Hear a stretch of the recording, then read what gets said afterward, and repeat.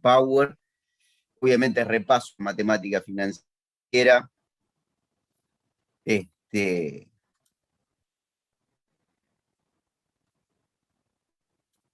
y o sea, pueden recurrir a cualquier libro que tenga financiera, es bastante bajo lo que vamos a repasar. Tienen material también en el libro en el capítulo 5, así que si bien más adelante en la materia vamos a volver, cuando veamos evaluación de proyectos, vamos a volver con matemática financiera, con Van y TIR.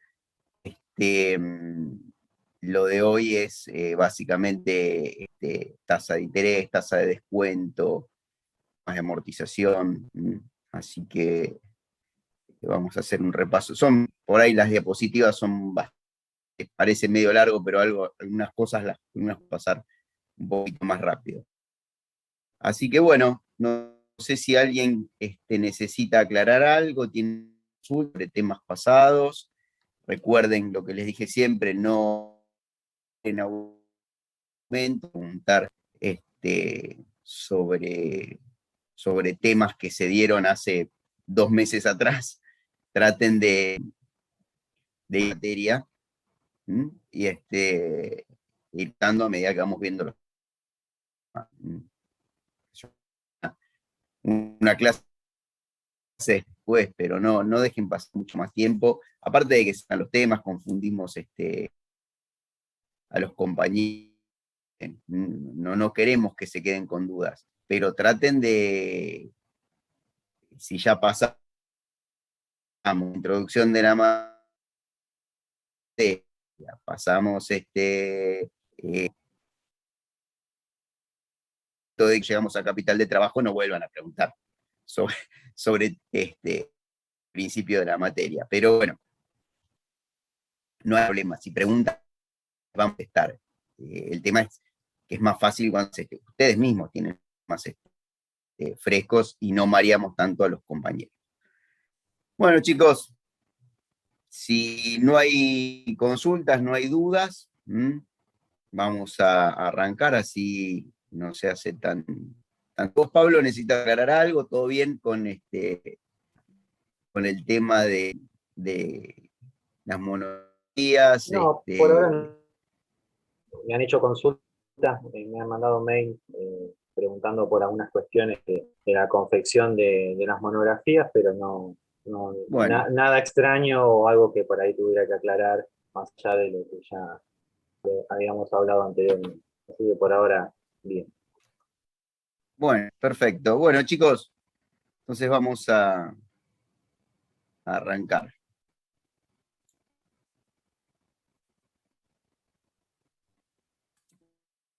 Vamos a pasar esto.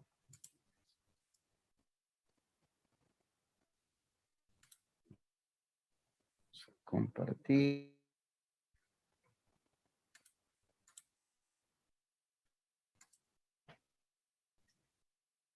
Bueno, como les decía, hoy lo que vamos a ver es un repaso de matemática financiera.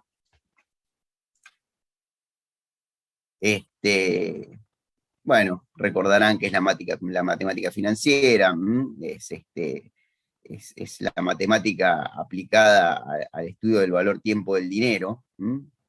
Es importantísimo esto. ¿Qué estamos hablando nosotros? De valor tiempo del dinero. Acá, otra vez, uno de los principios que repasamos o vimos en las primeras clases, ese que afirma que no es lo mismo tener un peso hoy que tenerlo dentro de 30 días, a donde se combinan capitales, tasas y tiempo.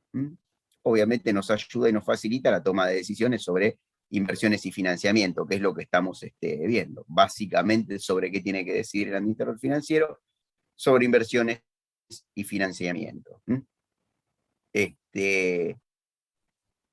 Bueno, cuáles son los objetivos, reconocer las operaciones financieras, identificar la tasa de interés de una operación financiera.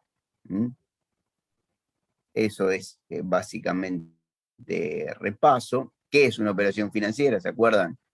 todo intercambio no simultáneo de capitales a título oneroso. Entonces, ¿de qué surge de esta definición de una operación financiera? Que tiene que haber dos o más partes, con posiciones contrapuestas, tienen que existir capitales, el intercambio tiene que ser no simultáneo, y o sea, a título oneroso, o sea que tiene que existir un precio, y ese precio va a estar dado por la tasa de interés. Y este postulado fundamental que mencionábamos indica que el capital aplicado a una operación financiera crece con el transcurso del tiempo. ¿Qué operaciones financieras conocíamos? ¿Cómo se pueden clasificar según distintos criterios?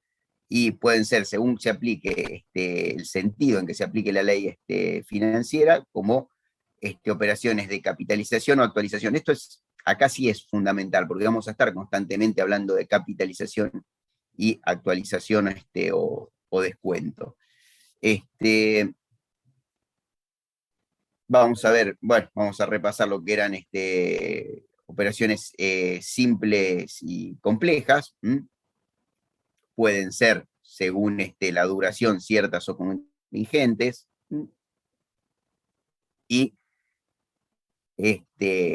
como saben, tenemos básicamente 4 componentes. El capital, con las notaciones, que ustedes ya saben, estas notaciones pueden cambiar, las de capital inicial o final pueden cambiar según la bibliografía. Acá les dejamos algunas más. Otro de los componentes, más allá del capital, obviamente, la tasa de interés. El interés, no la tasa de interés. El interés expresado, obviamente, es en valores absolutos. El plazo y la unidad de tiempo. El plazo, recuerdan, era el tiempo total de duración de una operación financiera, y la unidad de tiempo es el lapso entre dos momentos en los cuales se determinan, se calculan los intereses. O sea, es el tiempo al final del cual, como dice acá, se mide el capital y se determinan los intereses. Entonces, ¿qué pasa? El número de unidades de tiempo, n, surgía de dividir el plazo por la unidad de tiempo. Si tenemos un plazo de un año y la unidad de tiempo es un mes, n pasa a ser 12. Y obviamente la tasa de interés, que es el interés que se obtiene por cada unidad de capital inicial y por cada unidad de tiempo. O sea, por cada peso se determina ese interés, esa tasa de interés. Entonces llamamos interés al valor absoluto, tasa de interés a valor relativo. Acuérdense que cada vez que expresan una tasa de interés tienen que mencionar también, aparte del número, el periodo de tiempo al cual están haciendo referencia. Esto es importantísimo, porque uno a veces dice el 3%, el 5%, el 8%, pero no es lo mismo que eso sea mensual, quincenal, bimestral, semestral o anual. Es importantísimo recordar esto. Bueno, acá les dejamos un poco un recordatorio de cómo calcular esa tasa de interés. Recuerdan interés absoluto, que era el que mencionábamos como el primer componente, sobre el capital inicial, nos da la tasa de interés. ¿Cómo surge este interés? Interés al final, menos interés al inicio, sobre interés al inicio. De esta manera despejamos la ecuación y surge que el interés resulta de la multiplicación del capital al inicio por la tasa de interés. Todos despejes, cuestiones que ustedes ya saben. Esto sí, creo que lo recordamos, no van a tener problema, pero ustedes recuerdan que cuando los intereses se pagan, se cobran o se retiran de la operación financiera, esa operación es una operación de interés simple. Cuando los intereses quedan dentro de la operación financiera, o sea, no se retiran o no se pagan, y continúan generando, pasan a formar parte del capital y genera más interés, estamos ante una operación a interés compuesto.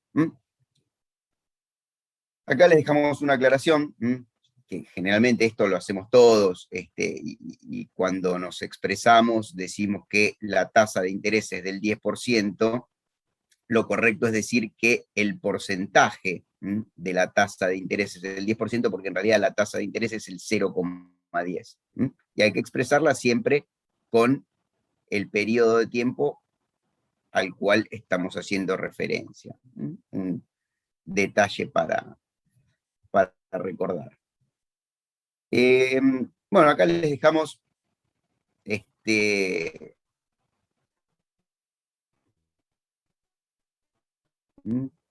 es una operación a emisión con esto. Acuérdense, operaciones a interés simple, los intereses cuando se determinan dejan de formar parte de esa operación financiera, o sea, se retiran, se pagan o se cobran, todo.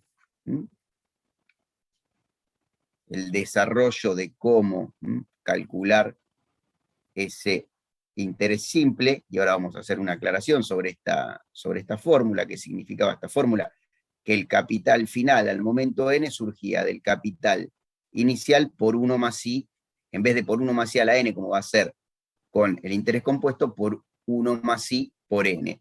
Pero esta fórmula en realidad no cumple con con un postulado. Bueno, acá le dejamos algunos ejemplos.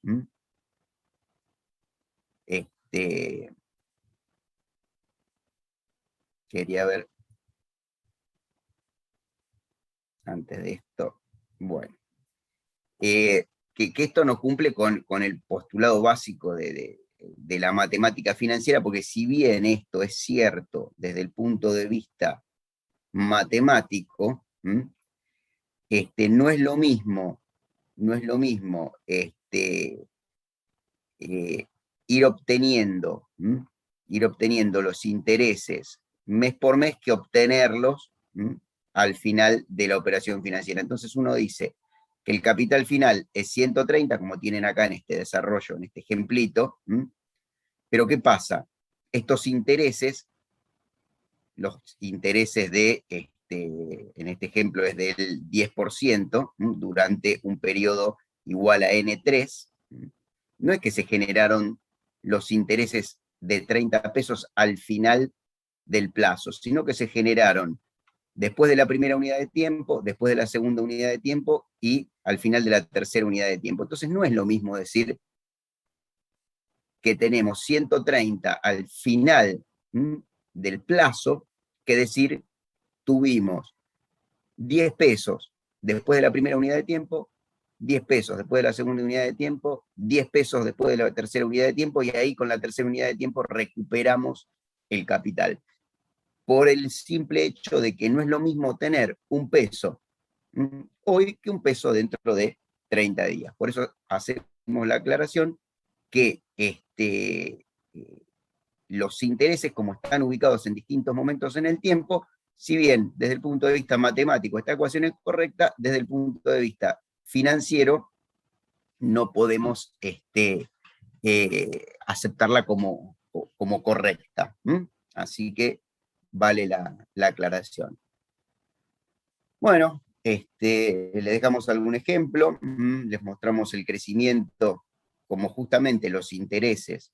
Fíjense, acá les dejamos un ejemplo, capital inicial, en este ejemplo la tasa de interés es de un 50%, porcentaje de la tasa de interés o interés del 0,5, se calculan sobre el capital inicial, se determinan los intereses, y fíjense que los intereses del segundo periodo se siguen calculando sobre el capital inicial. Así los del tercero, los del cuarto y los del quinto. Eso determina que el crecimiento sea aritmético, y la constante de crecimiento son, en este caso, los 50 pesos de interés. O sea, la constante es el interés. Y por eso el crecimiento es de este tipo aritmético. Crece siempre lo mismo. Bueno, le dejamos algún ejemplo. de cómo calcular, obviamente siempre teniendo en cuenta que esto cumple la ley, respeta la ley matemática, pero desde el punto de vista financiero estos cálculos no están aceptados.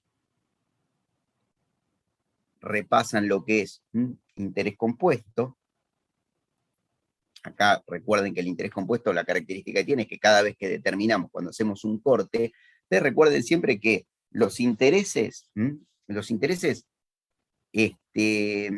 son continuos. Lo que pasa es que en algún momento hay que determinarlos y por eso se hacen cortes en el tiempo al final de la unidad de tiempo y ahí es donde se determinan. Pero en realidad el crecimiento de un capital es constante. Bueno, operaciones a interés compuesto, todo el desarrollo, le dejamos todo el desarrollo, cómo calcular el interés, el primer interés o el correspondiente a la primera unidad de tiempo, capital inicial por I, cómo surge el capital al final de esa primera unidad de tiempo, el capital inicial más el interés de la primera unidad de tiempo, que es lo mismo que capital inicial, más capital inicial por I. Entonces, despejando, obtenemos que el capital al final de la primera unidad de tiempo es el inicial por 1 más I. Sacamos factor común, reemplazamos el signo más y el capital inicial por 1.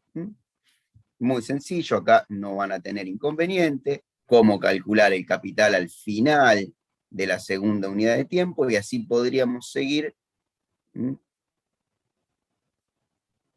hasta la tercera, hasta la cuarta, todo el desarrollo hasta la última unidad de tiempo, la n. Entonces, la fórmula, que ahora sí tiene valor tanto matemático como financiero y que nos determina el capital final que se obtiene en una operación financiera, es a interés compuesto, el capital inicial por 1 más I a la n, donde n me determina la cantidad de unidades de tiempo que están incluidas en la operación. La que conocemos como fórmula de monto a interés compuesto. Bueno, hasta acá no hay mucha, simplemente para agilizar un poco la mente y recordar que en una operación financiera el crecimiento a interés compuesto es geométrico. Fíjense que es exponencial este crecimiento. ¿Y cuál es? Mientras que en una operación a interés simple, el factor de capitalización era el interés, en valores absolutos, acá el factor de capitalización es 1 más I. Ven la diferencia no de crecimiento entre el interés, una operación a interés simple y una operación a interés compuesto. Bueno, les dejamos todo un ejemplo, cómo calcular cada uno de los elementos que componen la fórmula de monto, obviamente partiendo de la fórmula de monto que me permite determinar el capital final. Hoy después, bueno, vamos a ver cómo con esta fórmula también podemos determinar el capital a cualquier momento t, no necesariamente al último momento n, cómo despejar el capital inicial, cómo despejar la tasa de interés y cómo despejar el número de unidades de tiempo, n, para lo cual tienen que utilizar logaritmo. Entonces, ¿qué hacemos? Pasamos el capital inicial que está multiplicando, lo pasamos dividiendo, y ahí aplicamos logaritmo. Por eso nos queda logaritmo de capital final sobre capital inicial, sobre logaritmo de 1 más I, y ahí podemos despejar la n. Van a casa, lo repasan. Bueno, repasamos lo que son las operaciones financieras, a interés simple, a interés compuesto, la fórmula de monto a interés compuesto, cómo despejar cada uno de los elementos que componen esa fórmula. Y ahora lo que vamos a repasar es operaciones de capitalización y actualización. Y después vamos a ver en particular una operación de actualización que es el descuento. ¿A qué se denomina capitalización? A la operación financiera que permite obtener el valor futuro de un capital ubicado en un momento determinado del tiempo. ¿Qué pasó? Hasta acá lo que habíamos visto es cómo determinar el capital en un momento n. O sea, tenemos un capital al inicio y un capital al final. Utilizando la misma fórmula de Monto, nosotros podemos determinar el capital en cualquier momento en esa línea de tiempo, no solo en el n, sino en cualquier momento t, simplemente elevando, en vez de a la 1 más i a la n, multiplicando por 1 más i a la n, por 1 más i a la t, que es lo que representa es cualquier momento en esa línea de tiempo. Y ese va a ser nuestro factor de capitalización, el 1 más i a la t. Entonces el capital inicial multiplicado por ese factor de actualización me da como resultado el capital en cualquier momento t. Ahora bien, y acá empieza algo que vamos a utilizar muchísimo. Nosotros les dijimos que, ya lo saben, que el objetivo fundamental del administrador financiero, ¿qué es? Y es maximizar el valor de mercado de la empresa. Maximizar el valor, bueno, les digo alguna otra definición, el valor actual de la tenencia ordinaria de acciones, maximizar la riqueza de los accionistas, cómo obtienen riqueza los accionistas cuando se valorizan sus acciones. Pero para ponernos de acuerdo y hablar todos con la misma definición, en realidad todas estas definiciones llevan a lo mismo, maximizar el valor de mercado de la empresa. ¿Cómo se maximiza el valor de mercado de la empresa? Cuando hablamos de valor de mercado de la empresa, hablamos de valores actuales. Un valor hoy, en el momento cero, como estoy indicando acá con el mouse. Y ese valor de hoy, de mi negocio, yo vengo insistiendo en que está dado ¿por qué? Por flujos futuros de fondos en distintos momentos, los cuales se tienen que actualizar, o sea, están dados por los flujos de fondos, que a su vez de qué surgen los flujos de fondos, y de la capacidad que tiene mi negocio de generar flujo futuro de fondos. ¿Y cómo hago para determinarlos? Y bueno, empezarás con herramientas muy sencillas, vas a decir, bueno, vendo tanto, gasto tanto, después vas a profundizar un poco el estudio, vas a elaborar un presupuesto económico, un presupuesto financiero, y si estás hablando de proyectos nuevos, puedes hacer una evaluación de ese proyecto, proyectando los flujos de fondos a 5 o 10 años, dependiendo del proyecto del que se trate. Pero en definitiva, este concepto de actualización es fundamental que lo comprendamos. ¿Por qué? Porque cuando hablamos de valor de mercado de la empresa, hablamos de valor actual. Y ese valor actual depende de los flujos futuros de fondos actualizados a una tasa. Ese factor de actualización, cuando hablemos de proyectos y de negocios, lo vamos a tener que determinar. Eso es cómo se determina, lo vamos a ver todo en la segunda parte de la materia, pero tiene que ver con ese riesgo que nosotros les mencionamos constantemente. Entonces, cuando logremos determinar cuál es el riesgo del negocio, podamos determinar ese factor de actualización, lo que vamos a hacer es descontar todos los flujos de fondos y traerlos al momento cero. Y eso nos va a determinar el valor actual o el valor de mercado de la empresa. ¿Cómo se actualizan esos flujos de fondos futuros? Dividiendo por 1 menos T, o lo que es lo mismo, multiplicando cada uno de los flujos de fondos de los distintos momentos T, multiplicándolos por 1 menos T, por 1 más I, perdón, a la menos T. Es lo mismo multiplicar por 1 más I a la menos T que dividir por 1 más I a la T.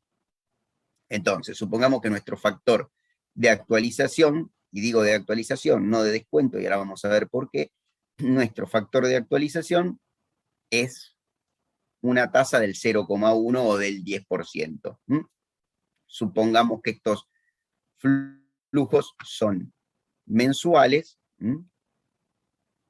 los cortes son mensuales, entonces ¿qué hacemos? Dividimos por 1 más I, por 1 más I al cuadrado, por 1 más I a la 3, por 1 más I a la T, y esto nos permite actualizar cada uno de los flujos de fondos. Entonces ese factor de actualización va a ser el 1 más I a la menos T.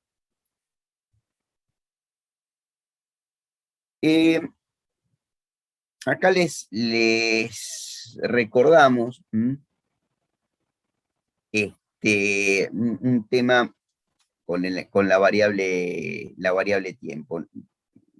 Generalmente nosotros, no es nuestra intención, se supone que ustedes ya matemática financiera saben, no es no los vamos a evaluar sobre esto, simplemente lo traemos para que lo recuerden, pero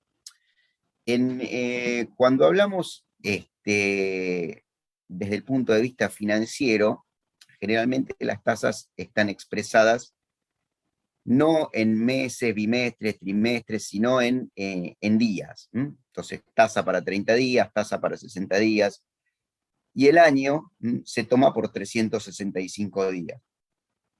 Las operaciones comerciales se suele redondear el año a 360 y igualar, decir que un año de 360 días se divide en 12 meses y esos 12 meses son iguales. Entonces, simplemente la aclaración que cuando hablamos de operaciones financieras y en el mundo financiero,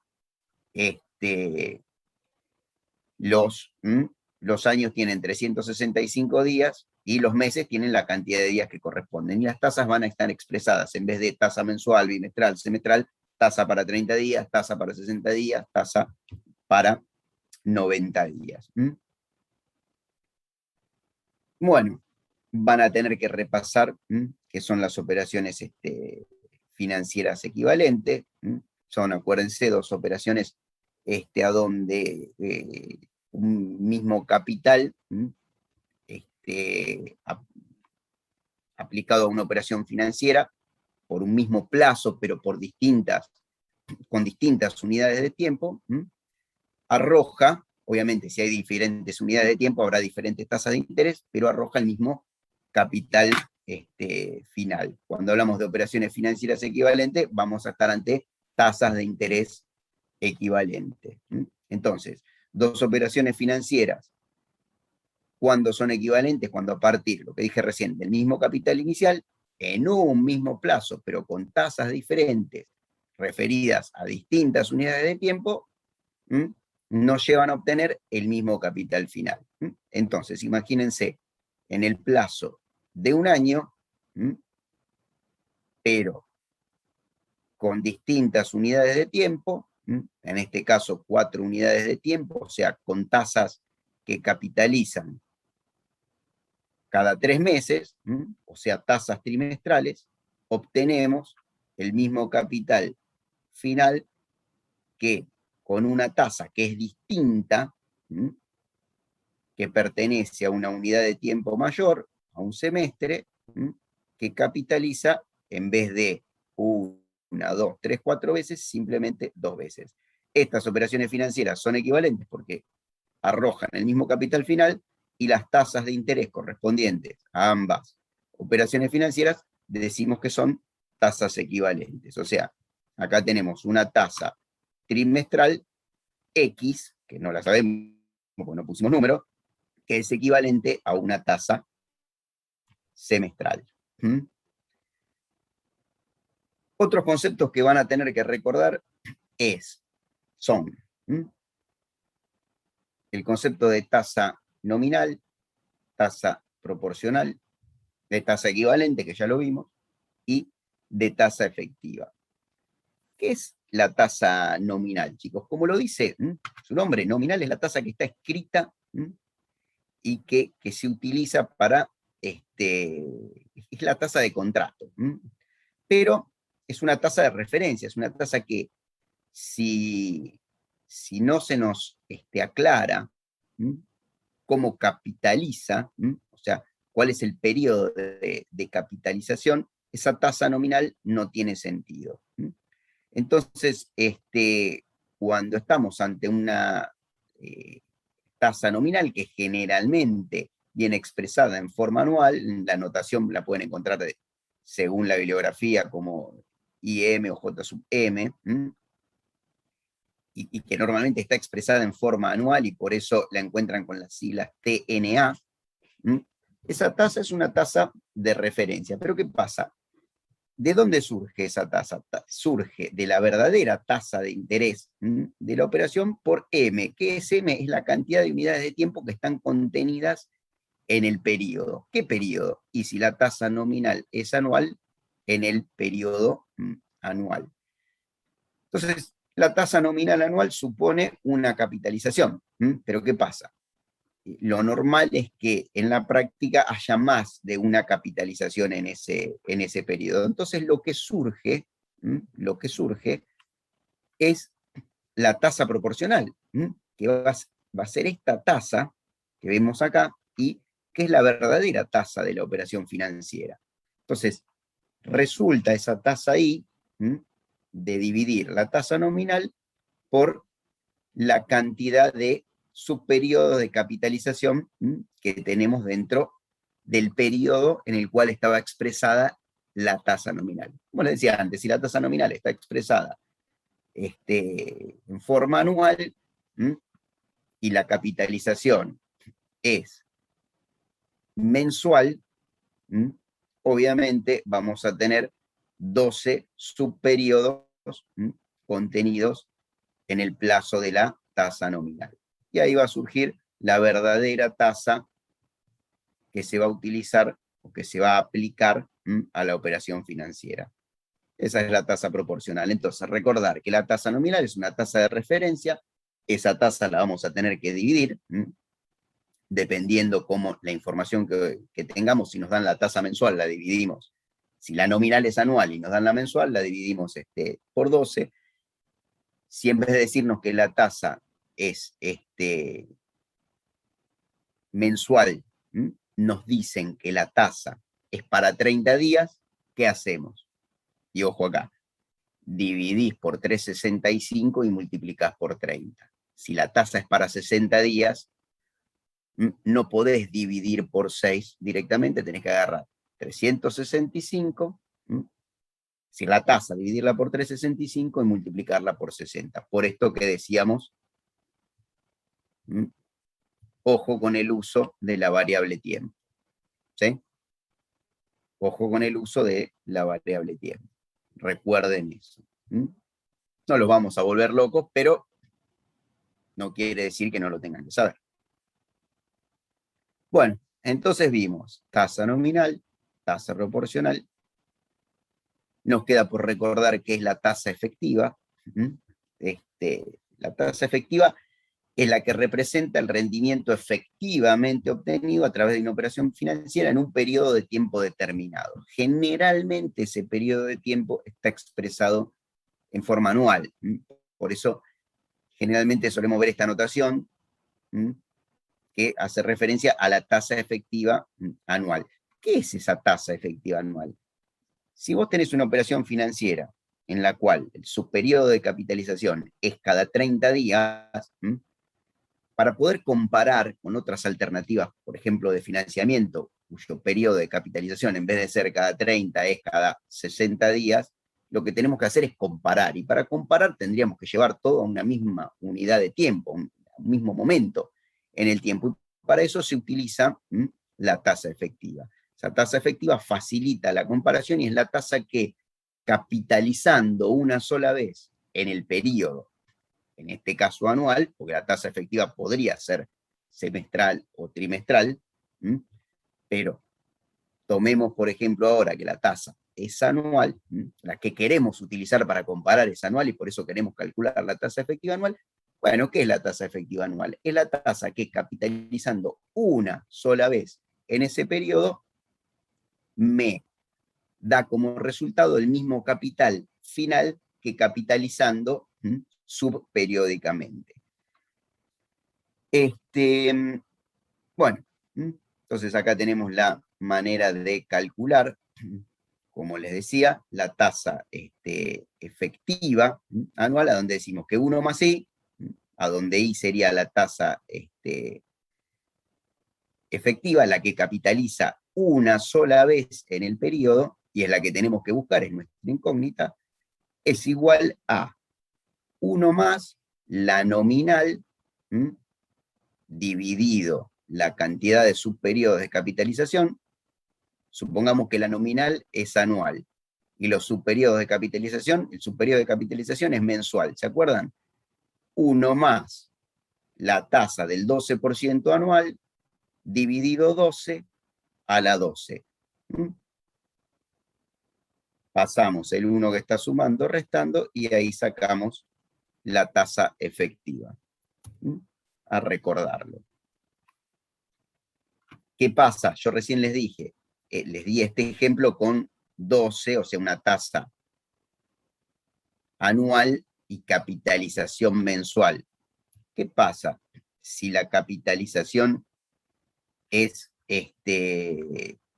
como les dejamos acá un ejemplo, el periodo de capitalización es 180 días? Y bueno, hacemos 12 dividido, como les dije, 365 dividido 180 elevado a la 365 dividido 180. Recuerden, cuando tengo una tasa expresada en días, la tasa nominal, la tasa nominal anual, digo, bueno, esa tasa nominal es para 365 días. Saco la mensual, saco la diaria y la multiplico por 30, por 60, por 45, lo que sea necesario.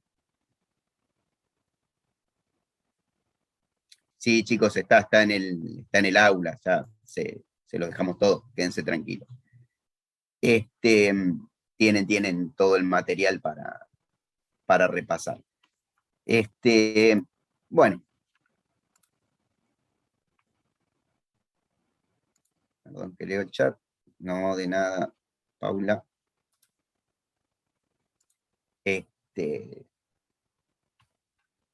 Bueno, vimos tasa efectiva. Bueno, obviamente, chicos, esa tasa efectiva, ya saben que a mayor frecuencia de capitalización, la tasa efectiva se hace cada vez más grande. O sea, cuando el subperiodo de capitalización es más pequeño, la tasa efectiva se hace más grande. ¿Por qué? Porque capitaliza más veces en el periodo. Entonces, fíjense cómo a partir de una tasa nominal, una tasa de referencia del 12% para 3 operaciones distintas que capitalizan. Son 3 operaciones con un plazo de 1 año. La tasa nominal es del 12 para las 3, pero esas 3 operaciones tienen subperiodos de capitalización distintos. Cada 180 días, cada 60 días y cada 30 días. Entonces, fíjense cómo la efectiva se va haciendo cada vez más grande a medida que el subperiodo de capitalización es más pequeño. O sea, a medida que la N se va haciendo más grande. Bueno, acá les dejamos la aclaración que yo les hacía, que las tasas efectivas se pueden calcular no necesariamente siempre para en forma anual, puede haber tasas efectivas mensuales, trimestrales, bimestrales, lo que deseen. Lo que pasa que lo normal es, y lo habitual es calcular la tasa efectiva anual para hacer las comparaciones. ¿Cómo determinar la tasa de interés equivalente para dos operaciones? De esto hablamos hace un ratito. ¿Qué eran las tasas de interés equivalente? Cuando hablamos de operaciones financieras equivalentes, ya se los mencioné. La tasa de interés equivalente es la que en dos operaciones financieras que tienen el mismo capital inicial, tienen el mismo plazo, pero que capitalizan con subperíodos distintos.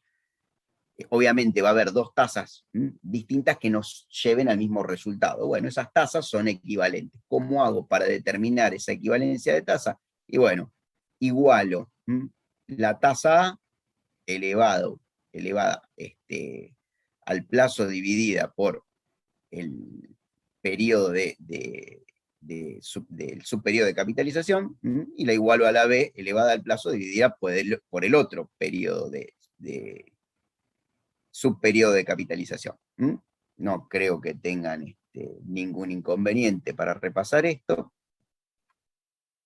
Y acá me detengo un segundito. Esto es muy importante. Diferenciar la tasa de interés en un contexto inflacionario, la tasa de interés real de la tasa aparente. Las tasas que nosotros vemos, y les cuento que, por ejemplo, estuve corrigiendo algunos trabajos de posgrado, y fíjense que esto no es complejo, pero es algo a tener en cuenta y a veces se escapa, o se hace difícil de ver. Cuando la inflación es muy grande está bien, es evidente, pero por ahí no, cuando hay poca inflación. ¿Qué sucede, chicos? Piensen ustedes, si hacen una colocación en dólares, ¿cuánto les pagan de interés anual? Si tenés suerte, como mucha suerte, te pagan el 2-3%. Entonces, Pablo, vos estás al tanto de la tasa de interés de una colocación, más o menos. Sí, es muy, muy bajito, es totalmente distinto a la tasa en pesos, que es del 37 en el caso de que sea un plazo fijo tradicional, siempre y cuando no haya sido algún tipo de operación beneficiado, como por ejemplo algún préstamo o algo por el tema de la pandemia, que no es un 20%. Sí. Pero sí, es un porcentaje muy bajo, no llega a superar, nunca llega a alcanzar los 2 dígitos. Así Este, que va variando igual, pero sí, a veces el tema es, 0,5. sí, muy, muy, muy poco. O sea, ¿qué queremos decir esto, chicos? Que ustedes les llamará la atención que si hacen un depósito, una inversión en moneda extranjera, el rendimiento es bajo. En, en un año obtienen un 2-3%. Ahora, si lo hacen en pesos, en un año obtienen un 30 y pico, un 40-45%, dependiendo, ¿no? Dependiendo justamente, no solo el plazo de la operación, sino las características de la operación, unas cuestiones particulares. ¿Y por qué esa gran diferencia? Y claro, porque esa tasa del 45 lo que tiene incorporado adentro es un componente inflacionario.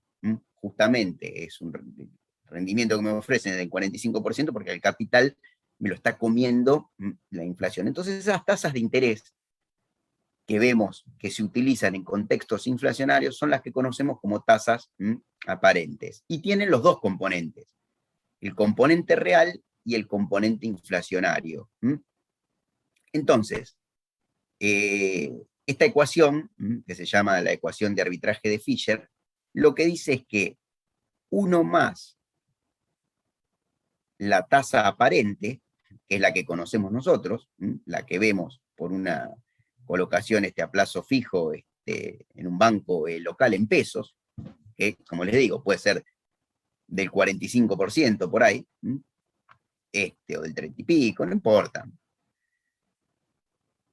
Tiene un componente que es la inflación, y otro componente que es la tasa, la verdadera tasa, la tasa de interés real. Entonces, ¿cómo hago para determinar esta tasa de interés real para quitarle el componente inflacionario? Bueno, lo que tengo que hacer es pasaje de términos, despejo, componente inflacionario que está multiplicando, pasa dividiendo a la tasa de interés aparente, y ahí despejamos, después le restamos el 1 y despejamos la tasa de interés real. Entonces, ¿qué quiere decir esto, chicos? Si nosotros tenemos, a ver si tengo algún ejemplo acá, fíjense, ahora se los voy a mostrar con un caso en un análisis horizontal, algo que ya vieron. Pero es lógico, si vos haces una colocación de 100 pesos por un año en un banco a plazo fijo, entonces te dicen que la tasa que te van a pagar es del 40%. Entonces, 1 más A te quedaría 1,40. 1 más 0,40. ¿Cómo hago para despejar la tasa real? Y si me dicen que la inflación en el mismo periodo es del 40%, cuando a 1,40 lo divido por 1,40 me da 1. En este caso, bueno, me daría 2, le tendría que restar el 1, ¿no? Pero fíjense, como en realidad, cuando la inflación es igual a la tasa de interés aparente, la tasa de interés real es 1. No hay, no hay directamente el pago de un interés. Vamos a verlo con un ejemplo. Nosotros vimos, la clase pasada vimos índices. Dijimos que cuando hacíamos un análisis financiero, normal, tradicional, ¿no? Donde uno no está buscando nada en particular, lo normal es hacer un análisis horizontal que consiste en determinar el índice de variación de determinados rubros. Nosotros, por ejemplo, acá utilizamos, qué sé yo, tomamos como ejemplo un estado de resultados, que tiene ventas, costos, utilidad bruta, gastos operativos, y que con valores que no están ajustados por inflación. Yo les había dicho que cuando uno hace un análisis de este tipo, pues lo que tiene que hacer es deflacionar el último periodo o inflacionar el anterior. Entonces imaginemos que acá no se hizo nada, se tomaron a valores nominales, entonces empezamos a aplicar, a determinar el índice de variación. Perdón, el índice de variación. ¿Cómo hacemos? 1400 dividido 1000 me da 1,4, 840 dividido 600 me da 1,4, después ustedes lo chequean en casa, 560 dividido 400 me da 1,4, o sea, el crecimiento de un periodo al otro es del 40%. En cambio acá, los gastos operativos crecieron un 2%, resultado operativo creció un 20%. A simple vista, si yo miro resultado operativo contra resultado operativo, lo que digo es que acá hubo un crecimiento en la utilidad bruta, hubo un crecimiento en el resultado operativo y estoy entusiasmado. Ahora, ¿qué pasa? Si yo aplico justamente algo muy sencillo, como es el arbitraje de Fisher, ¿qué puedo decir? No, para.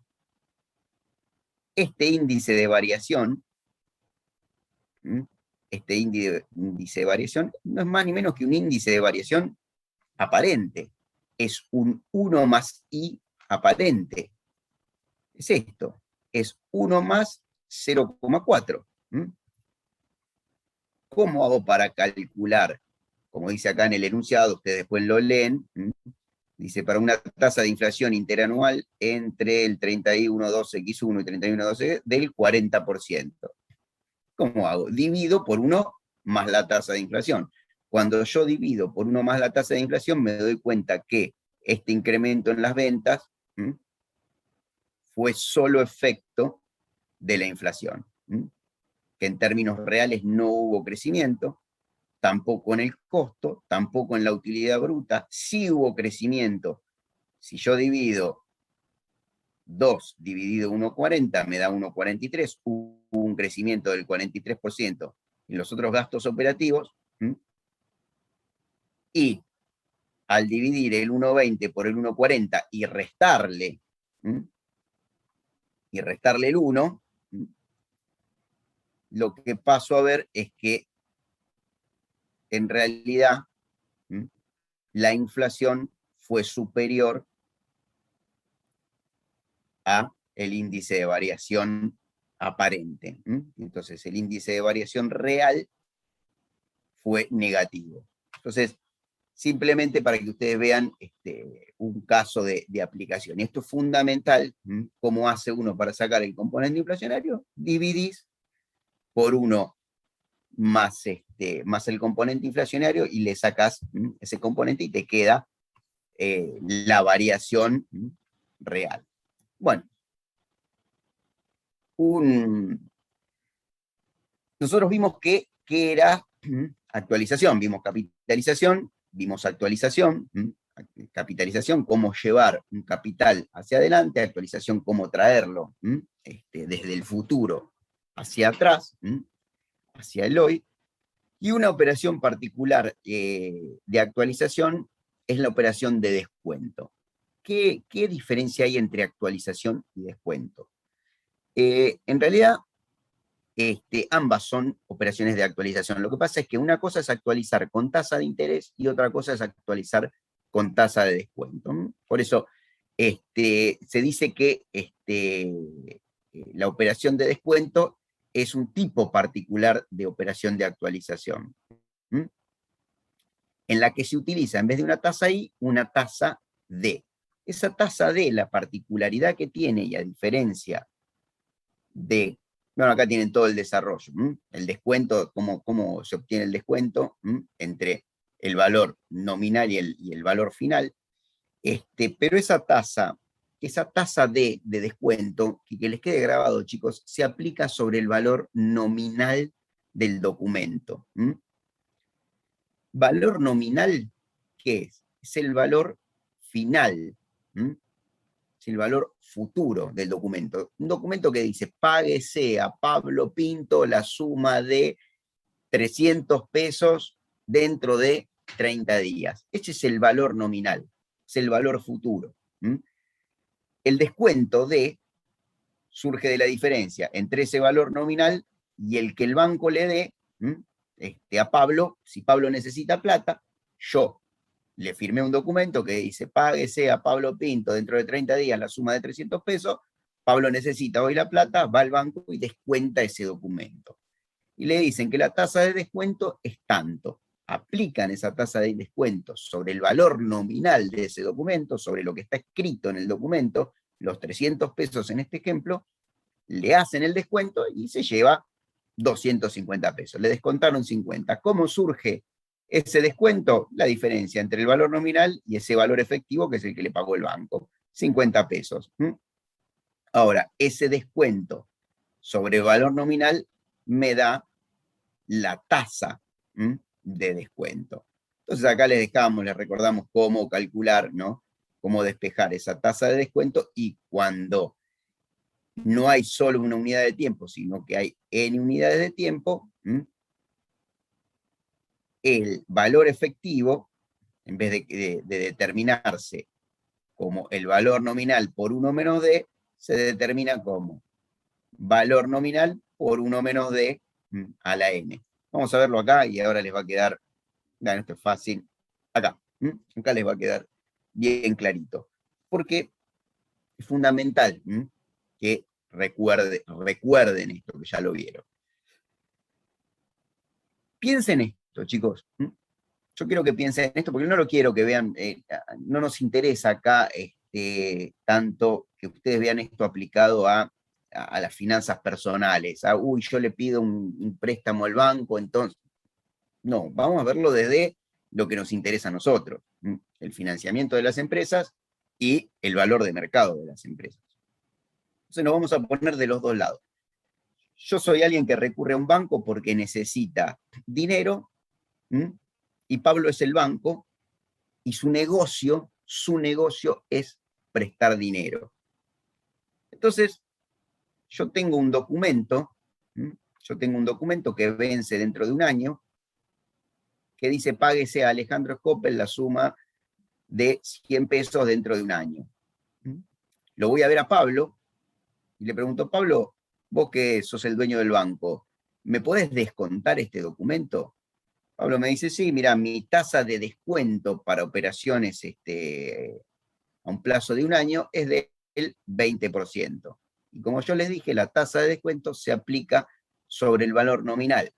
Me aplica el 20% sobre 100, me descuenta 20 pesos y yo hoy me llevo 80. Valor efectivo. Hoy me llevo 80. Pablo, ¿qué hizo? Él hizo una inversión. Él invirtió hoy 80 pesos, él es el banco, es un negocio. Invirtió hoy 80 pesos para dentro de un año obtener 100. Pregunta, ¿qué tasa de interés obtiene por invertir 80 y dentro de un año tener 100? O sea, ganarle 20. 20 sobre 80, que es el 25%. Entonces, fíjense una cosa, uno puede determinar la tasa de interés equivalente a la tasa de descuento. Entonces decimos que la tasa de interés es igual a la tasa de 0,20 sobre 1 menos D. 1 menos 0,20. Y ahí surge el 0,25. Y podemos decir que D surge de I sobre 1 más I. 0,25 sobre 1 más 0,25, lo que me da 0,20. Y así puedo pasar de tasa de interés a tasa de descuento. ¿Y qué es lo que nos interesa de acá, chicos? Que ustedes, si tienen una tasa de descuento, para calcular un valor actual, multipliquen por 1 menos D. Y si tienen una tasa de interés para calcular el mismo valor actual, si la tasa de interés es equivalente a la tasa de descuento, y si no la calculan, no tienen que multiplicar por 1 menos I. ¿Qué tienen que hacer? Dividir por 1 más I.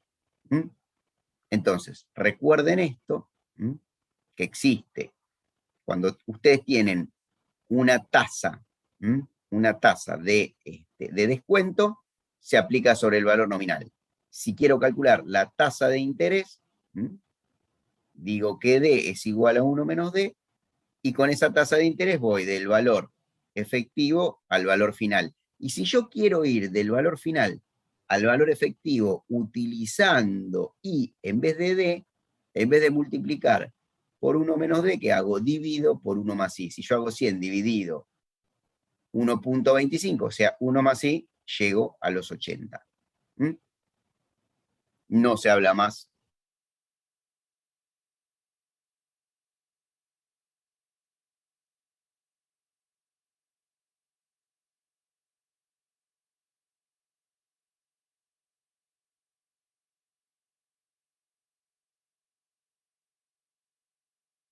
Multiplican por 1 menos I.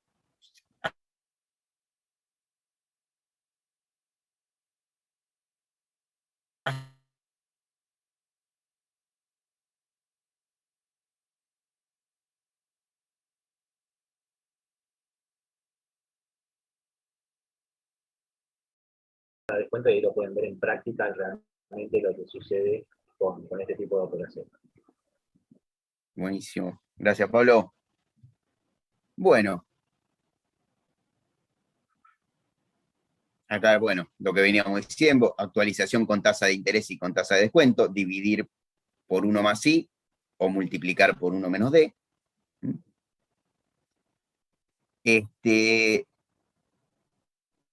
Repasen, chicos, lo que es el concepto de renta, un conjunto de capitales que corresponden a una operación financiera y que constituyen pagos, depósitos, retiros, eso es siempre lo mismo, que se realizan a lo largo de un periodo de tiempo.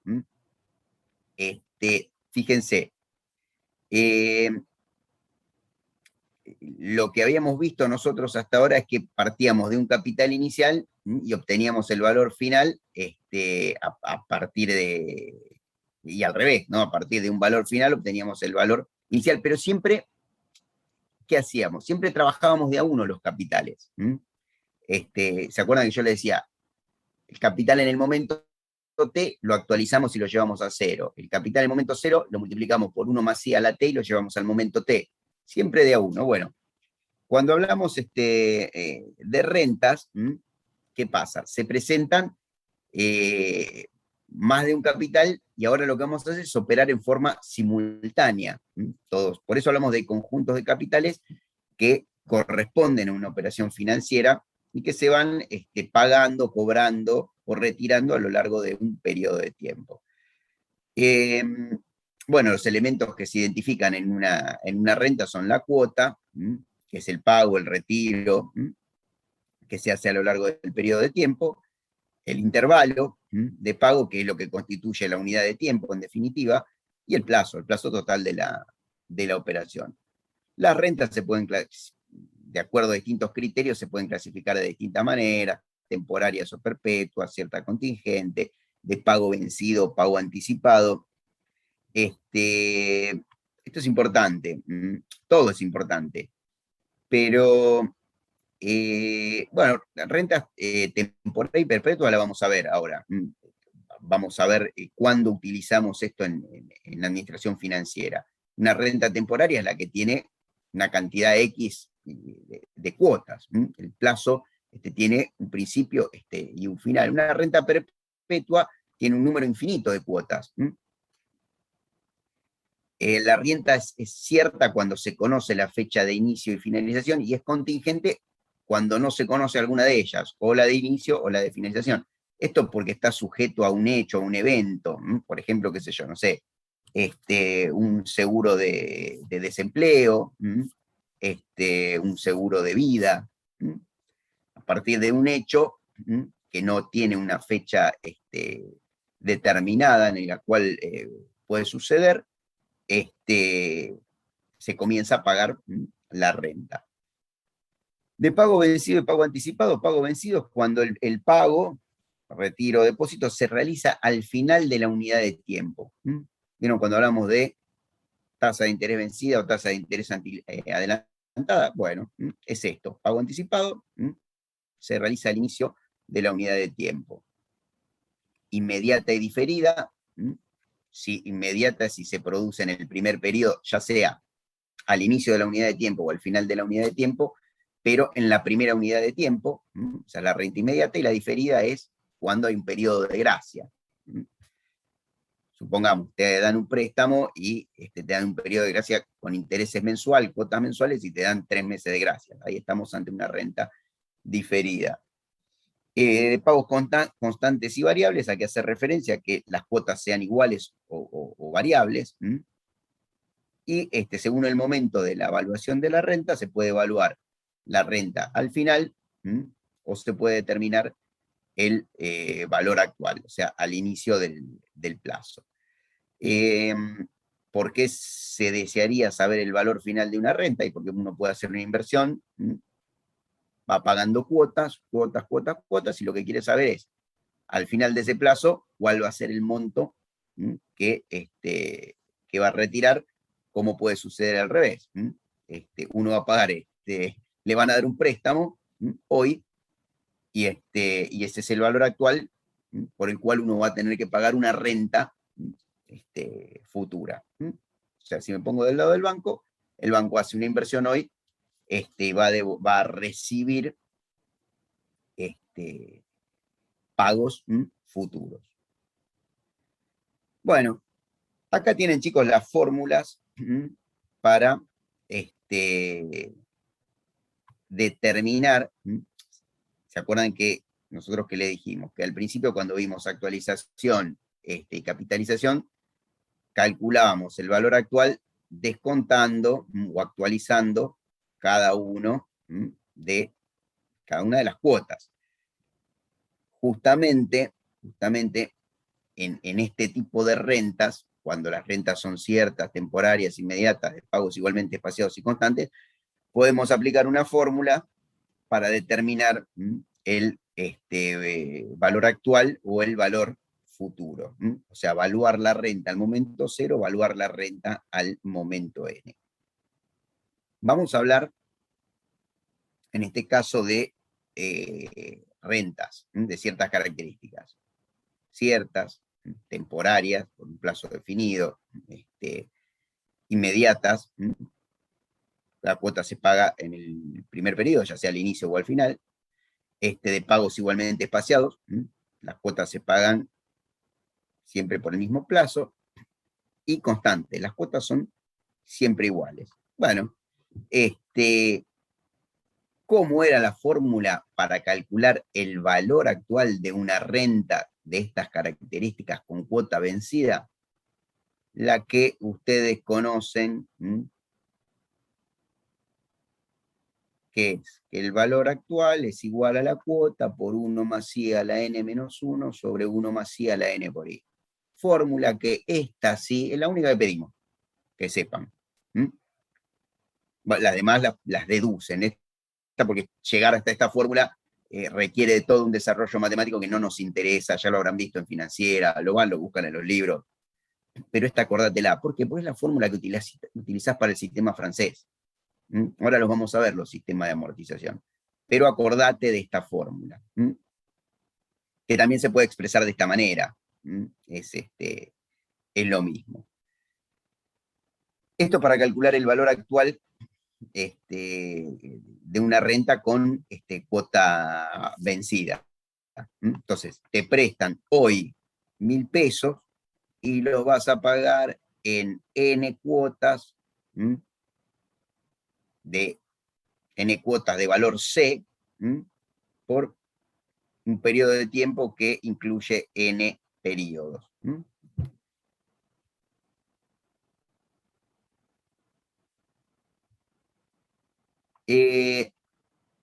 Entonces, yo les dije que íbamos a utilizar el concepto de perpetuidad. Fíjense lo que pasa, chicos. Cuando una renta, en vez de ser temporaria, es perpetua, o sea que no conocemos el momento n, se extiende en el tiempo, no tiene final, seguimos hablando de rentas ciertas, inmediatas, de pago igualmente espaciados y constantes. Seguimos hablando de ese tipo de... Lo único que cambiamos es que en vez de ser temporarias, ahora son perpetuas. Entonces, fíjense, si utilizamos la fórmula de esa renta, ¿qué pasa?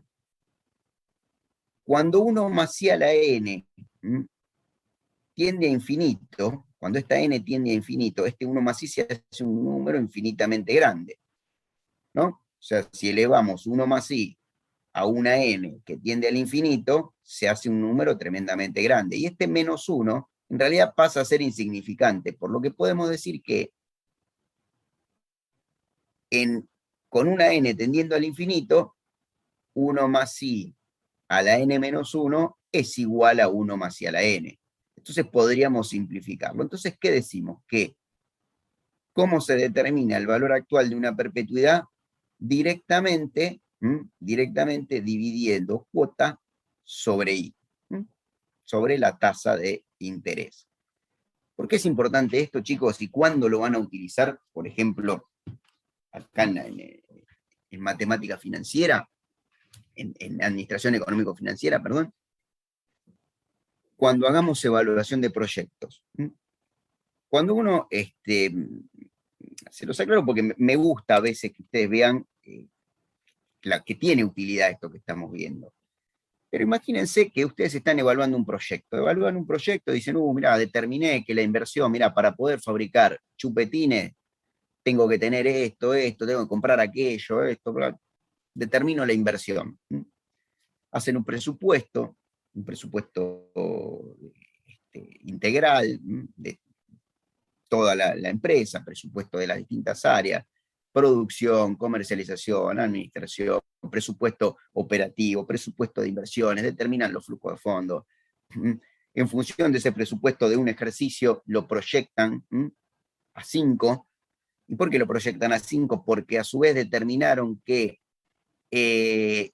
hicieron un cálculo previo, que después lo van a aprender todo esto, hicieron un cálculo previo donde dice, mira, el recupero de la inversión me da en aproximadamente 4 años, Entonces, si el recupero de la inversión lo tengo en 4 años, el proyecto no lo voy a evaluar en 3 porque me va a decir que me va a salir que no es rentable. Lo voy a evaluar en 5.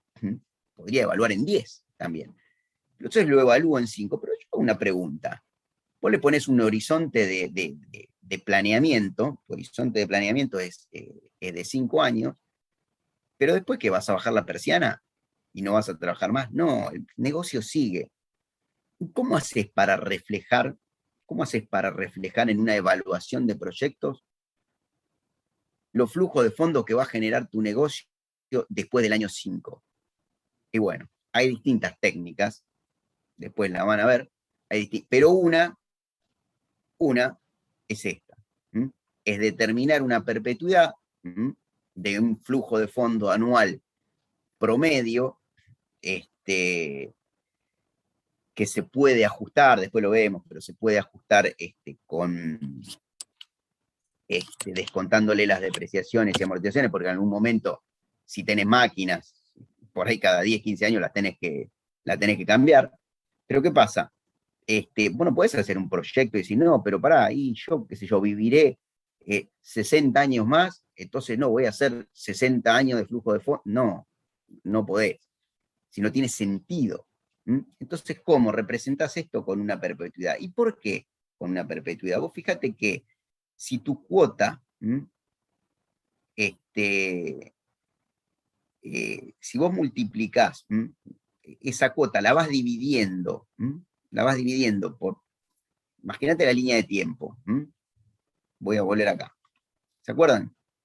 Vos tenés tu flujo de fondo de tu proyecto a 4 o 5 años, podría ser. Y después decir, no, pero el flujo de fondo del año 4 o del año 5 se va a repetir en el 6, en el 7, en el 8, en el 9, en el 10. Y vas dividiendo por 1 más i a la 6, por 1 más i a la 7, por 1 más i a la 8. El 1 más i, que es tu denominador, a ver si lo quiero mostrar.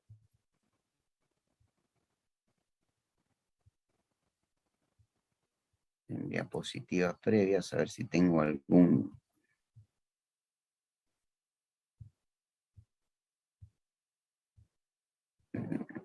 No, bueno, no, tengo que ir muy atrás. Pero, ¿cómo actualizábamos, chicos, los flujos de fondos? Dividiendo por 1 más i. Ese 1 más i, si lo voy elevando a la 7, a la 8, llega un momento que se hace muy grande. Y la misma cuota, el mismo flujo de fondo dividido por un número muy grande me da como resultado un número chiquitito. Entonces, ¿qué pasa? Los flujos de fondo del año 100 pasan a ser, a no tener sentido, pasan a tener poco impacto sobre el valor actual. Por eso se utiliza esta perpetuidad, que lo que hace es representarte un valor actual. Claro, el de los primeros años tiene sentido, el de dentro de 1000 años va a sumar poco y nada. Así que es para que ustedes vean que tiene sentido el cálculo de una perpetuidad. Bueno, sistema de amortización nos quedan, chicos. Sistema de amortización. ¿Acuerdan? Francés. ¿Qué características tiene el sistema de amortización francés? Amortización, lo leen, que es la amortización de una deuda, una operación mediante la cual el deudor se compromete a devolver al acreedor en un momento posterior el importe recibido en préstamo más los intereses correspondientes. Tiene las partes, la anotación, pero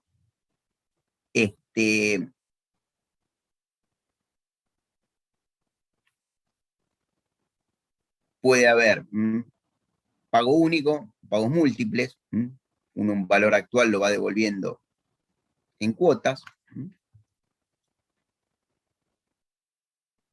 y vamos a recordar lo que eran los 3 sistemas.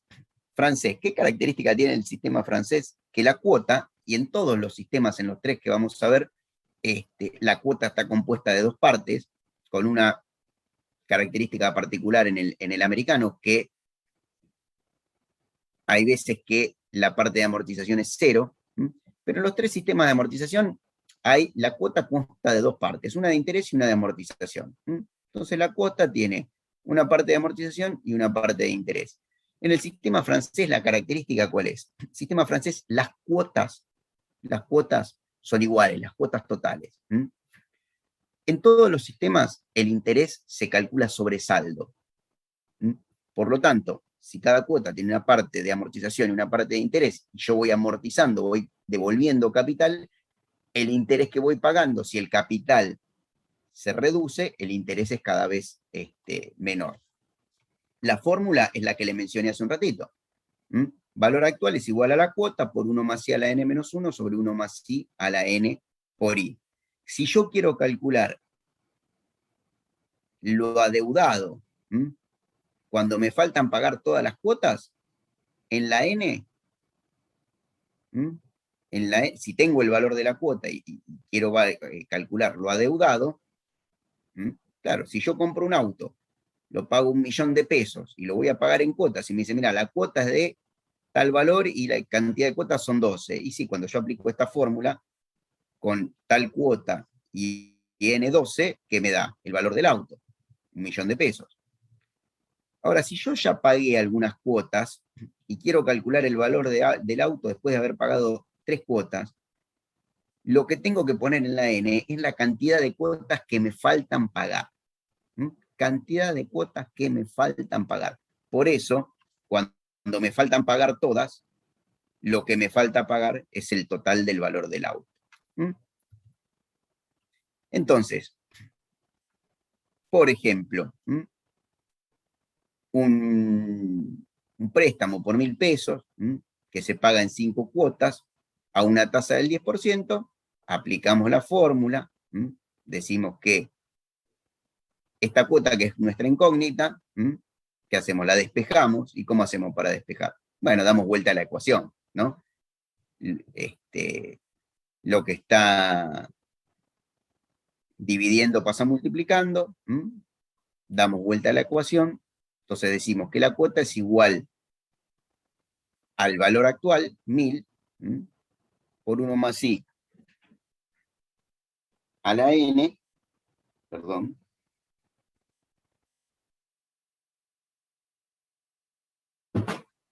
por 1 más i a la n por i sobre 1 más i a la n menos 1. Despejamos la cuota. Bueno, ¿qué nos interesa acá, chicos? Y esto sí lo van a utilizar y lo van a utilizar ahora dentro de una semana, 10 días. Es que sepan armar el cuadro de marcha. Notamos que no se toman el trabajo de practicar los cuadros de marcha y son fundamentales. Esto es muy sencillo, son 5 cuotas. ¿Qué es un cuadro de marcha? Es un cuadro donde ponemos el saldo inicial del préstamo, 1.000 pesos, y cómo se va pagando. Claro, en el sistema francés las 5 cuotas son iguales, las calculé de esta manera. El interés se calcula sobre saldo. ¿Cómo lo calculo el interés? 10% sobre el capital adeudado, claro. Después del primer periodo, que debí 1.000 pesos, durante ese periodo, ¿cuánto estuve adeudando? 1.000 pesos. Los intereses son 100. ¿Cómo calculo la cuota de amortización? Por diferencia entre la cuota total, que ya la tengo, y el interés. 263 menos el interés me da la parte de amortización. ¿Cómo calculo el saldo al final de la primera cuota? Al final del primer periodo, saldo inicial menos cuota de amortización. Este procedimiento para todas las cuotas. ¿Qué pasa? Acá tenemos 5 cuotas. Si en vez de tener 5 tengo 150 cuotas, claro, si no tengo acceso a hacer la fórmula con un Excel, y lo que me piden es calcular el saldo después, y acá lo voy a decir, bueno, después la cuota 74, ¿lo puedo hacer con la fórmula? Y sí, me fijo, después de pagar la 74, ¿cuántas cuotas me faltan? Y lo que hago es agarrar la fórmula, poner el valor de la cuota, en la n poner la cantidad de las cuotas que me faltan, y lo que me sale es el saldo cuando todavía me faltan pagar X cantidad de cuotas. ¿Por qué digo esto? Dentro de poco van a haber presupuesto. En presupuesto le vamos a decir, bueno, esta es la situación patrimonial a determinada fecha. Es probable que no tengan, entonces a esa fecha había una deuda de 342.807 pesos, que se paga mensualmente a una tasa de interés mensual X, que se tomó en tal fecha, y el problema es que no te decimos por cuánto se tomó. Sí que se tomó en tal fecha. Y que eran, el préstamo era por 150 cuotas mensuales. Claro, y se tomó en enero del 2013, y hoy estamos en, qué sé yo, no sé, en julio, agosto del 2015. Y vos decís, uy, pero no me dieron todos los datos, porque me falta el valor del préstamo. Pero quédate tranquilo, lo tenés en el pasivo. Sí, pero eso es lo que estoy debiendo hoy. Sí, si vos sabés lo que debes hoy, 656,03. Por eso lo que nos interesa es que lo que ven en el cuadro de marcha lo vean reflejado en un balance. Hoy debes 656 y te faltan pagar esta cuota, esta y esta, o lo que es lo mismo, si debes 362.807 y de 150 ya pagaste porque contaste con los dedos y dijiste, lo tomé en enero, la primera cuota la pagué en febrero, la otra la pagué en marzo, la otra la pagué en abril. Entonces, ¿podés sacar cuántas cuotas te faltan? Bueno, si vos querés calcular, querés hacer un presupuesto por 2 meses, y decís, hoy estoy debiendo 656, pero me faltan 3 cuotas, digo que B es 656, que C es una incógnita, porque no la sé, la tengo que calcular, que la tasa es el 10%, que N, en vez de ser 5, es 3, y ahí despejo la cuota. Una vez que despejé la cuota, tranquilamente puedo calcular el saldo después de la cuota 4. O sea, puedo hacer el cuadro de marcha, aunque el préstamo sea por 150 periodos, lo puedo hacer por 3 periodos, arrancar el 74, hacer el 75 y el 76. Así que eso es fundamental.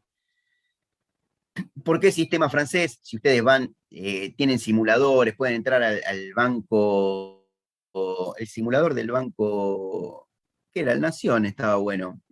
Creo que no puse ninguna diapositiva acá. No, bueno, pueden entrar, en realidad cuando uno hace una simulación con los bancos, aparecen algunos gastos más, pero si ustedes determinan, van a ver que si determinan el interés, es más, muchos les dan el cuadro de marcha, van a tener alguna columnita más que habla de el IVA o de cargos, algunos cargos administrativos, pero el préstamo puro es tal cual lo que vemos acá. ¿Por qué el sistema francés generalmente es el más elegido? Y porque tiene cuotas iguales. Generalmente ese es el más ofrecido, aunque puede haber otras opciones. ¿Qué característica tiene el sistema de amortización alemán? Que la cuota constante es la de amortización. ¿Y cómo se calcula la cuota constante de amortización? El valor del préstamo dividido la cantidad de cuotas. Entonces, si la cuota de amortización es constante, la de interés es decreciente y la total es decreciente. Eso es fácil, ¿se acuerdan? ¿Cómo hago ante el mismo préstamo por sistema alemán? ¿Cómo hago ante el mismo préstamo por sistema alemán para hacer el cuadro de marcha?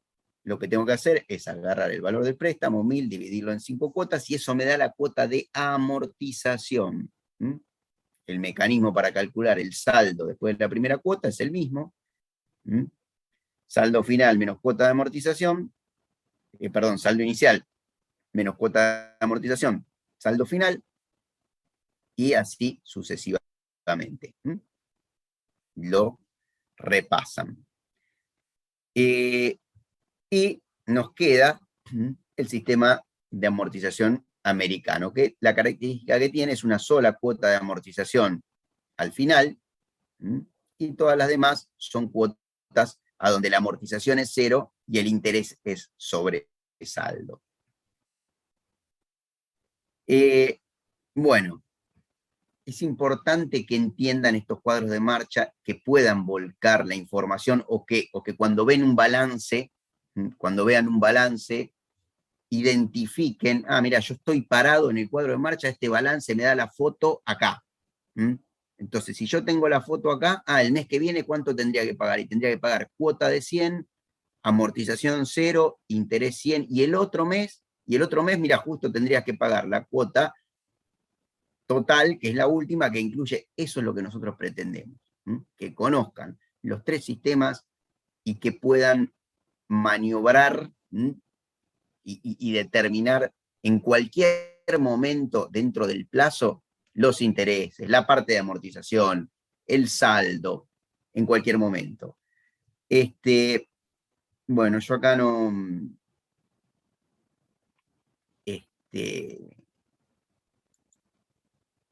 no...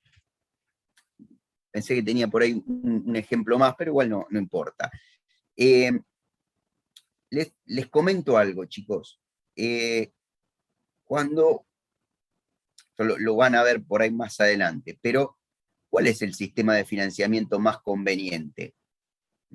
Y uno puede decir, y el que pagás más al final. En realidad, y a ver, déjenme ver, denme un segundo. Vale, les voy a aclarar algunas cosas. Dale, yo mientras veo a ver si tengo algo para compartir acá a mano. En lo que es la práctica en sí, el sistema francés se utiliza mucho para lo que son los préstamos personales comunes y corrientes, los que conocen, los que podemos tener acceso la mayoría, los preaprobados también, que se consideran aquellos que, por ejemplo, a ustedes les pueden llegar por mail, tiene un préstamo preaprobado por tantos pesos. Bueno, esos préstamos en general se utilizan con el sistema francés, ¿sí? El sistema alemán es utilizado mucho para los préstamos para las empresas, en la práctica. Y el sistema americano suele utilizarse para determinadas actividades, como por ejemplo las actividades agrícolas, en donde como se paga solamente interés y recién la cuota de amortización de capital se abona al final, le sirve mucho para este tipo de empresas porque justamente las actividades agrícolas, los ingresos las obtienen en un periodo determinado. Entonces, para poder de alguna manera amortiguar un poco la carga de lo que tiene que abonar mensualmente por la devolución del préstamo, se utiliza este tipo de sistema dentro de lo que es a nivel práctico. Buenísimo, Pablo, gracias. ¿No? Yo les quería por ahí compartir, con esto terminamos, chicos. A ver, habrán sentido hablar de tasa directa. Fíjense, ¿qué es esto de tasa directa? Son cálculos que normalmente se hacen en el comercio, en forma sencilla, donde te dicen, no, mira, nosotros cobramos, por ejemplo, en este caso, una tasa anual del 10%. Entonces uno dice, bueno, esa tasa anual del 10% es el 50%, si me vas a devolver en 5 años, es el 50%. Bueno, ¿y cómo calculo ese 50%? Y, por ejemplo, qué sé yo, en un préstamo de 1.000, el 50% es 500.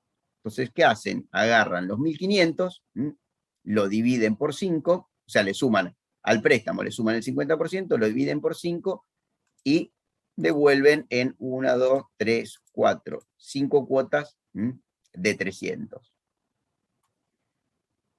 Fíjense lo tramposo que es esto, a donde te dicen que te cobran un 10% anual, cuando lo paso a un cuadro de marcha, digo, me prestan 1.000 pesos. El primer año devuelvo 300, y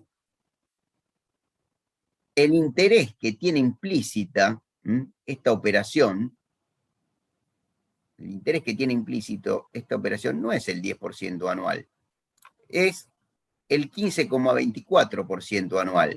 Si yo le aplico el 15,24, sobre 1000 son 152. ¿Por qué? ¿Qué pasa, chicos? El segundo año, yo ya no debo 1000 pesos. Y acá lo que me están cobrando es, siempre me hacen el cálculo de los intereses como que yo durante los 5 años siempre debiera los 1000 pesos. Y no estoy debiendo los 1000 pesos. Cuando pago la primera cuota, ya estoy devolviendo algo de capital. Entonces, una operación de este tipo, lo que normalmente se llama tasa directa, en realidad tiene oculta una tasa de interés que es más elevada. Fíjense que con esa tasa que se calcula por extrapolación o por tanteo, después lo vemos, el interés que cierra la ecuación en 5 años es del 15,24%. Porque, ¿qué pasa? Vos todos los años vas pagando 300, y si vas pagando 300, cada vez vas debiendo menos. Entonces, cuando te hacen un cálculo de este tipo, ustedes ya saben que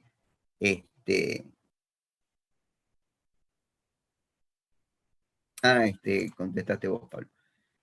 Perdón, estaba mirando el chat.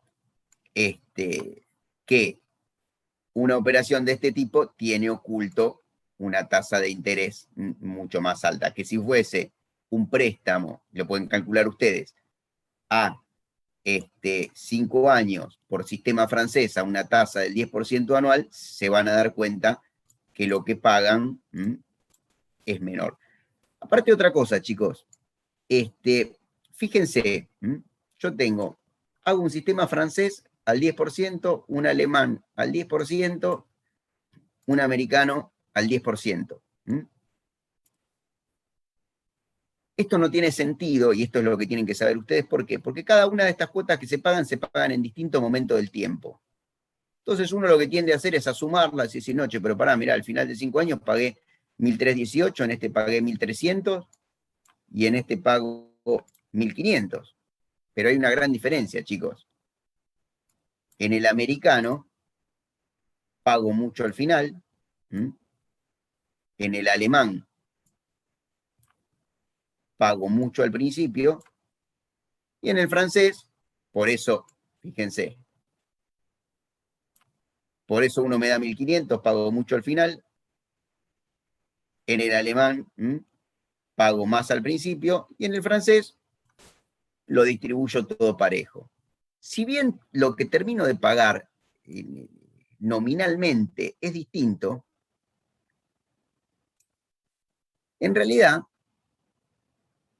no hay diferencia en los 3 sistemas. ¿Y de qué depende la diferencia? Y depende del tipo de negocio que yo tengo. Y esto lo van a terminar de ver por ahí cuando vean evaluación de proyectos. Pero ¿qué pasa? Si yo pido un préstamo, al 10% anual y mi negocio me rinde, pido un préstamo porque quiero fabricar paraguas, y mi negocio anualmente rinde un 4%, yo estoy pidiendo un préstamo que me sale más caro que lo que me devuelve mi negocio. Entonces, ¿yo qué tengo que hacer para saber cuál es el sistema que más me conviene?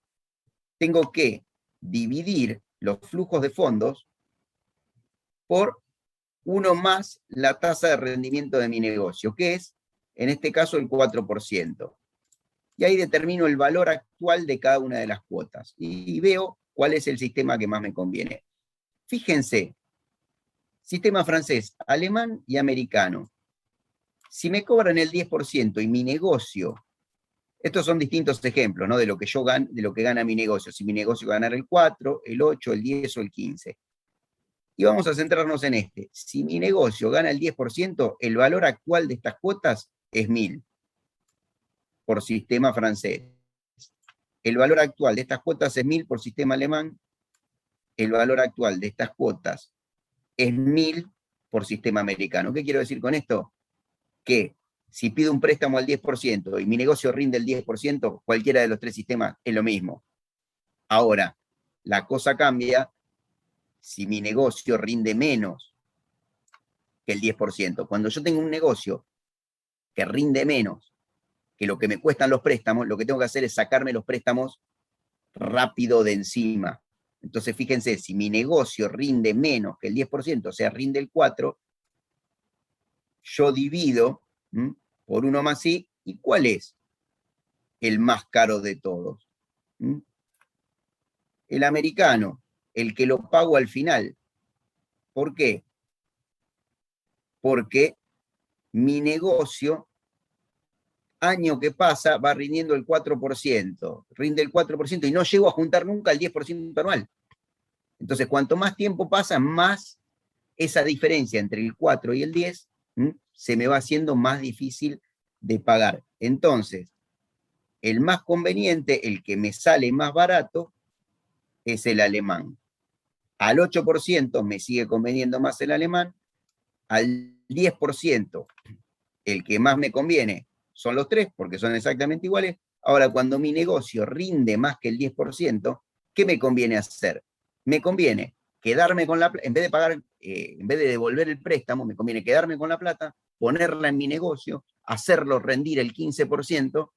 Claro, si total el interés que me cobran es el 10%, me quedo con la plata, rinde el 15% y tengo una diferencia del 5% que la hago rendir todos los años. Entonces, el que más me conviene es el que pago más al final, que es en este caso el americano. Se los dejo esto simplemente para pensar.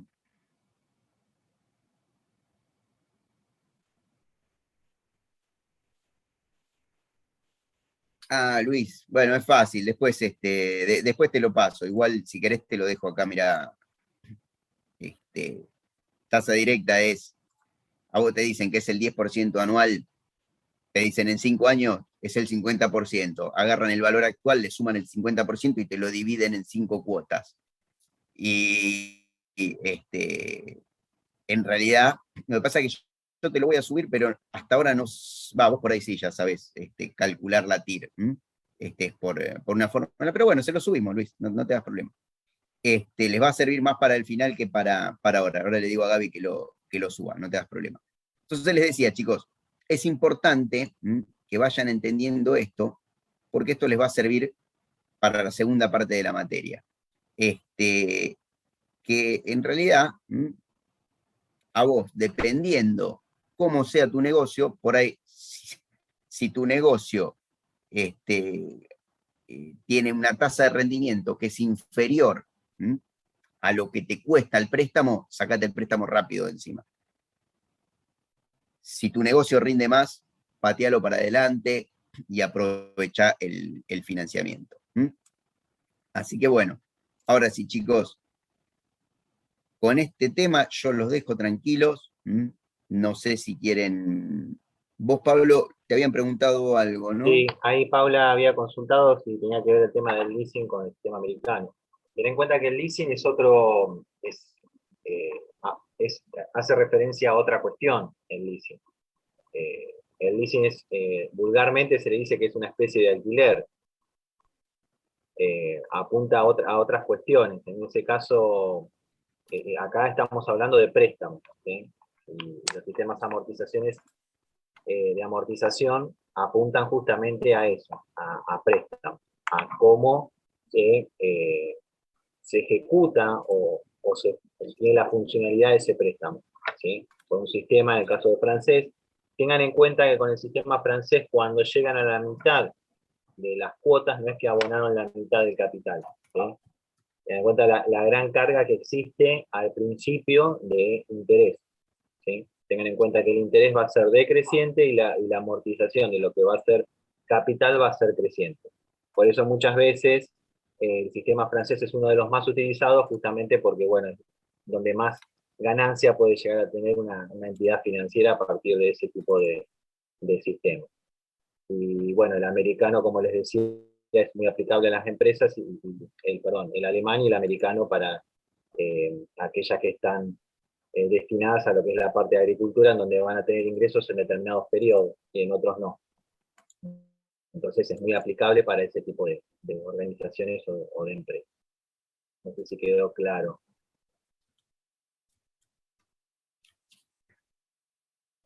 ¿Está, chicos?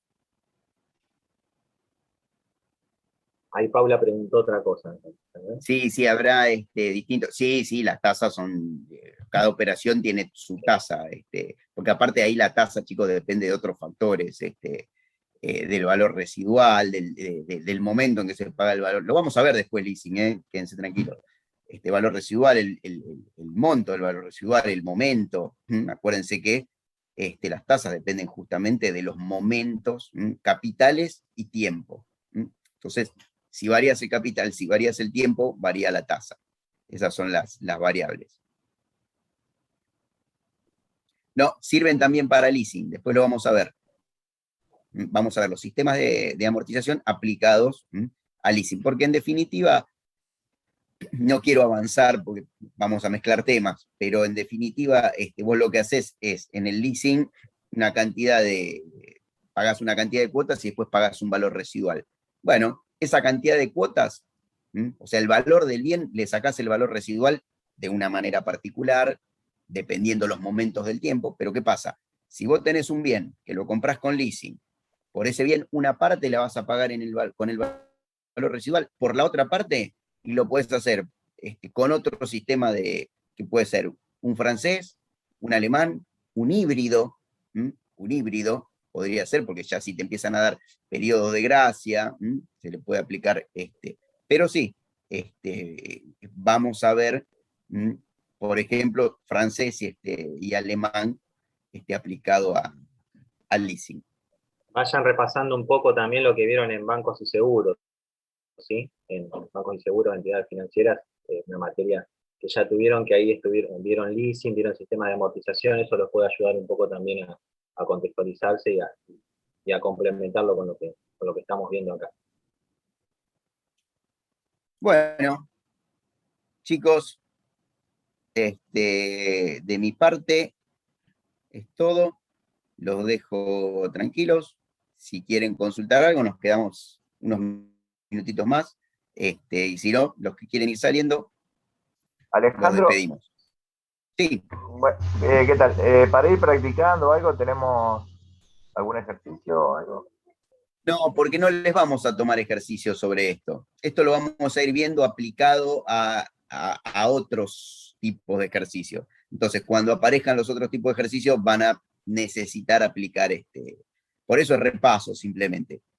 Pero quédate tranquilo, lo vamos a usar mucho en presupuesto, es decir, no en ejercicios particulares de fulanito toma un préstamo a devolver entre. No, lo vamos a ver aplicados en otros temas más generales.